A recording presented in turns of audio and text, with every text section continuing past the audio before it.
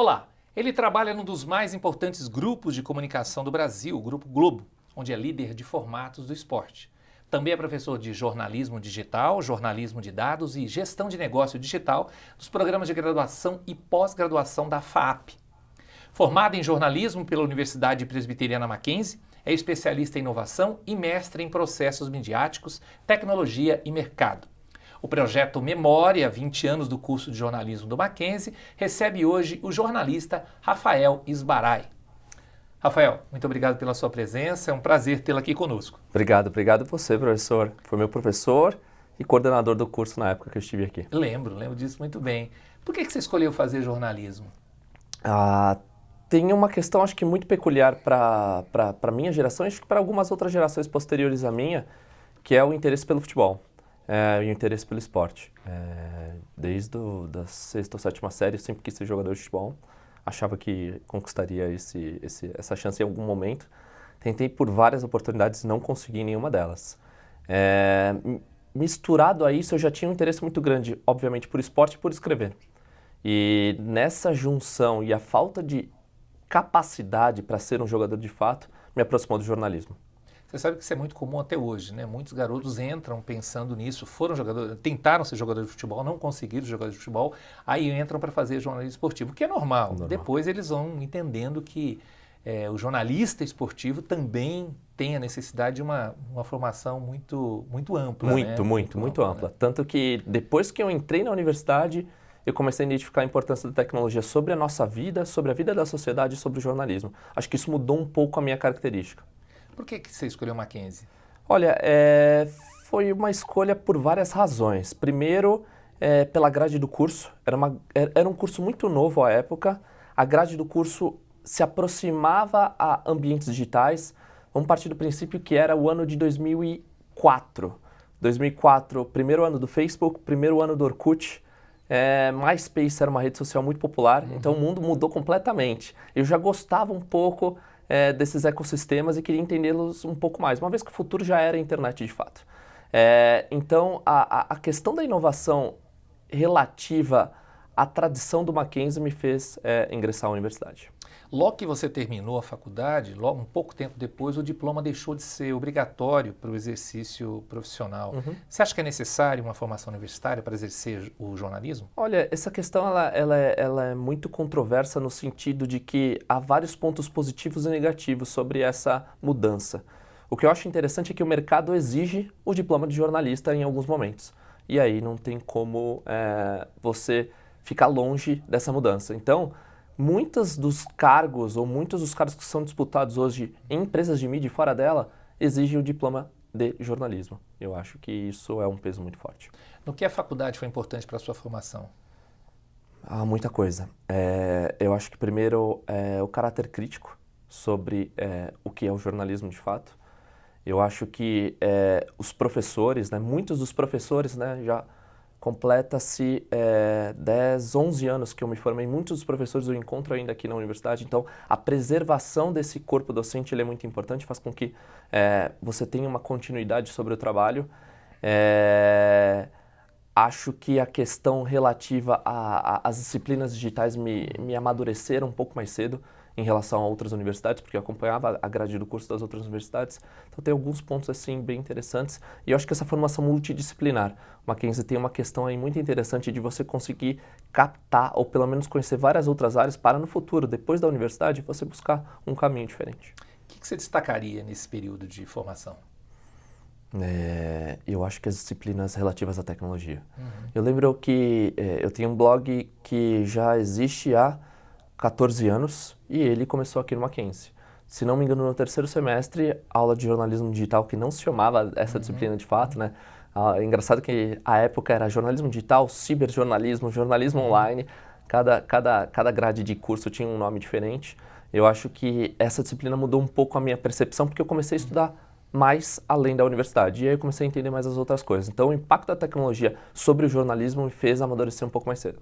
O teu blog é junto com outro jornalista, que foi também nosso aluno, o Cauã Taborda, que também trabalha um pouco nessa área. Essa amizade se fez na universidade. Exato.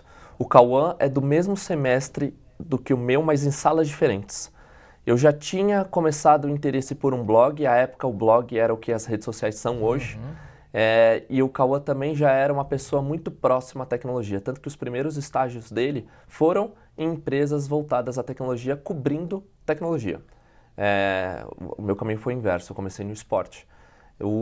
E essa aproximação da tecnologia, de interesses em comum, fez com que a gente conversasse, a gente nem se conhecia, e aí a gente criou esse blog que dura até hoje. Bom, esse é também o papel da universidade, né? Sim. Não é só a sala de aula. Sim. Você fez algo além da sala de aula, digo, além desse trabalho que você fez com a Coan, como pesquisa ou extensão? Sim. Durante a universidade, eu fiz curso de especialização em cinema na USP por 1 ano e meio. No meu primeiro ano e meio de jornalismo, eu fiz 1 ano e meio de cinema. Mas eu comecei a estagiar em esportes no portal IG em 2005, no meu primeiro ano de faculdade. E aí eu não consegui mais ter tempo. Aí eu parei o cinema, continuei com estágio, continuei com jornalismo, junto com o blog, e comecei a fazer alguns cursos menores de jornalismo esportivo. O que mudou do jornalismo de 2008, da sua formação, até os dias de hoje? Nossa, muita coisa. Primeiro, acho que a estrutura mudou um pouco. O local do qual nós estamos aqui, em 2008 não tinha. A tecnologia mudou absurdamente. Vamos pensar em 2008. 2008 era 13 anos de internet comercial no Brasil, 4 anos de Facebook. O Facebook não tinha chegado no mercado brasileiro, o Orkut era a grande rede social. Cobrança de conteúdo online era uma coisa que não podia se falar na internet. Era uma ofensa, porque tudo tinha que ser de graça. A internet era de graça. Não se pensava ainda em modelo de negócio e como o jornalismo se financiaria na internet. Os equipamentos, a própria tecnologia, né, hoje a capacidade de uso de dados, mas uma coisa que é engraçada que eu destacaria é que em 2008 podcast e newsletter, que são coisas muito fortes hoje para o jornalismo, já existiam, só não existiam na velocidade que nós temos hoje. Nós vamos falar um pouco mais sobre essa questão da velocidade, um pouco mais dessa parceria, porque inclusive o teu projeto de TCC e de pós-graduação vai nesta linha, tá? Mas a gente fala sobre isso no próximo bloco. O projeto Memória Jornalismo, volta já.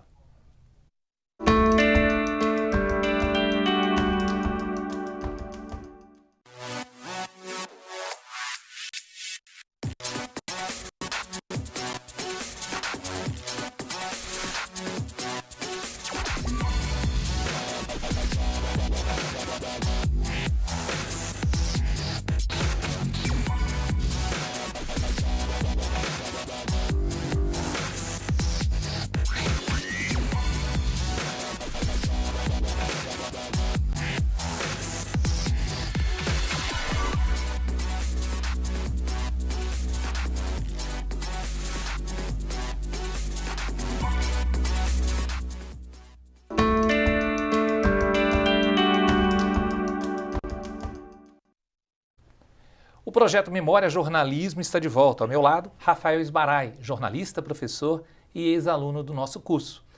Rafael, eu queria falar um pouquinho do seu TCC, que já tinha essa questão de tecnologia, de mediação entre o editor, entre o jornalista e o cidadão. E depois você passou isso também para o seu projeto de pós-graduação.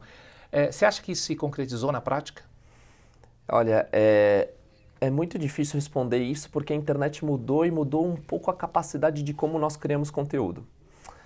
Em 2008, quando eu pensei em fazer esse meu TCC, eu queria entender sites que produzem conteúdo colaborativo, que à época eram pessoas que no seu tempo livre produziam conteúdo, produziam jornalismo. Eu fui tentar entender um site sul-coreano chamado My News, que hoje não existe mais, o Minha Notícia, que também era um portal de notícias colaborativo que também não existe mais, e Você no G1.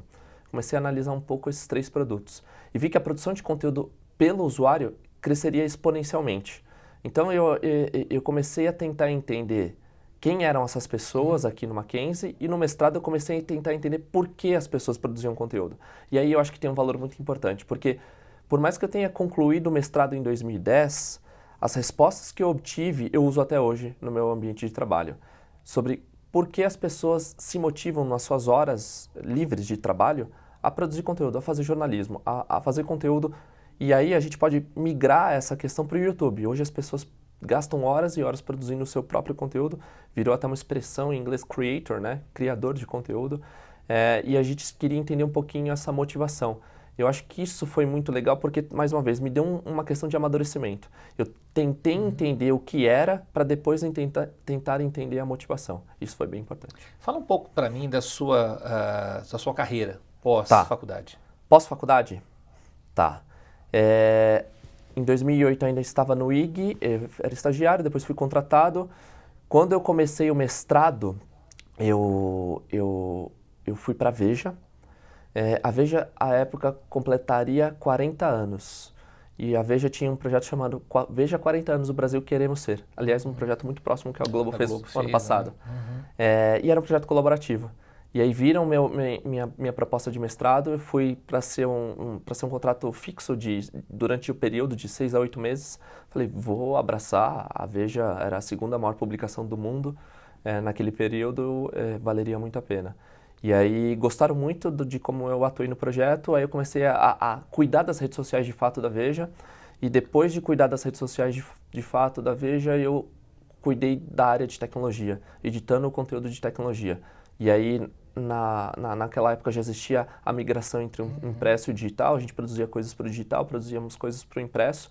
Permaneci na Veja por 6 anos e desde 2014, novembro de 2014, eu estou no esporte do Grupo Globo. Você acha que o jornalista, pegando a sua carreira, né, não é um jornalismo de redação, podemos dizer assim, essa formação do jornalista, ele pode fazer o que exatamente além da redação? Além da relação, além do jornalismo empresarial, essa coisa mais por trás do processo. Eu acho que tem muita coisa, né? Eu acho que temos uma capacidade muito grande de interpretação de fato, somos curiosos, somos inquietos, são características muito próximas a quem inova. Os inovadores geralmente têm essas características. Eu acho que tem um ingrediente, talvez seja novo para o jornalismo, apesar da gente usar com frequência essa questão, que é número. Eu acho que o universo de dados, aliado ao universo da tecnologia, permitiu que a gente fosse para várias áreas distintas. Então, o jornalista hoje está numa área muito mais próxima de comunicação do que a própria do jornalismo, que está menor. Eu vejo muita gente fora do campo jornalístico de redação trabalhando com Big Data, trabalhando com análise de sentimento de rede social, trabalhando com gestão de comunidades em rede social, trabalhando com conteúdo em outras empresas que não fazem jornalismo, mas precisam produzir conteúdo para sobreviver, para ter uma marca. Então, tem alguns pontos ruins em função dessa queda do jornalismo sob a ótica de receita, mas, por outro lado, abre tantos outros campos para a nossa profissão. Em relação à questão do desacreditar o jornalista, como a gente tem visto alguns líderes mundiais fazerem a questão da produção da fake news, isso afeta muito o trabalho do jornalista? Eu acho que pelo contrário, só mostra força. Se tanto o incomodam, mostra força diante da sociedade, diante dos políticos, né? A gente tem que sempre questionar o poder vigente. É um dos grandes papéis do jornalismo. E o jornalismo precisa ser livre, precisa ser universal. E se há um incômodo por parte desses líderes, é porque ele ainda é muito forte. Ele é um mediador ainda da sociedade? Eu acho que ele é um grande mediador, mas não só um único mediador. Acho que a sociedade tem um papel muito importante, graças à tecnologia, sobre essa questão. Para que ele chegue a esse patamar, o que ele tem que fazer, o jornalista? O garoto que quer entrar no jornalismo? Olha, ele precisa fazer bastante coisa. Eu acho que hoje ele precisa ter uma visão crítica muito forte, ele precisa ter um amadurecimento em rede social muito forte. Não ficar falando coisas que você jamais falaria em público. Eu acho que tem uma questão peculiar aí, só para você tentar entender como é que vai ser o futuro, aprender programação. Eu acho que, saindo um pouco dessa questão de visão crítica, de liderança do jornalismo, eu hoje, estudante de jornalismo, aprenderia programação. Isso, para mim, não sai da minha cabeça. Você consegue passar isso como professor? Exato. Na FAAP, eu dou uma disciplina chamada Jornalismo de Dados, em que a gente dá princípios básicos de programação no terceiro semestre. Ninguém sai ali programador, até porque eu não sou programador, eu tenho conceitos também básicos e intermediários, mas eu tento trazer, num período de 6 meses, a importância da programação para começar a cruzar dados e trazer reportagens mais relevantes por meio dos dados públicos que nós temos disponíveis na internet. Para a gente fechar, o que você diria para quem tem interesse em fazer jornalismo? Olha, eu acho que primeiro tem que ter a paixão por escrever, a paixão por conversar, a paixão por se relacionar, mas sobretudo a paixão por tentar mudar e mover o mundo. Se você tem esses ou alguns desses quesitos, com certeza você vai brigar para ter uma grande vaga no jornalismo. Legal, Rafael, obrigado. Eu acho que eu falo em nome, não só em meu nome, mas em nome dos professores aqui. Você é sempre bem-vindo, você esteve dando uma palestra para a gente aqui, foi super legal, interessante. E é sempre bom a gente ter esse contato, saber o que os nossos ex-alunos estão fazendo no mercado. Obrigadíssimo, não só pela sua presença, mas ter passado conosco aqui no curso. Obrigado, é uma honra. Sempre que há um convite do Mackenzie, eu sempre estou aqui disponível. Obrigado pela atenção. E o Memória termina por aqui. Para você, eu queria agradecer pela sua audiência e até o próximo episódio.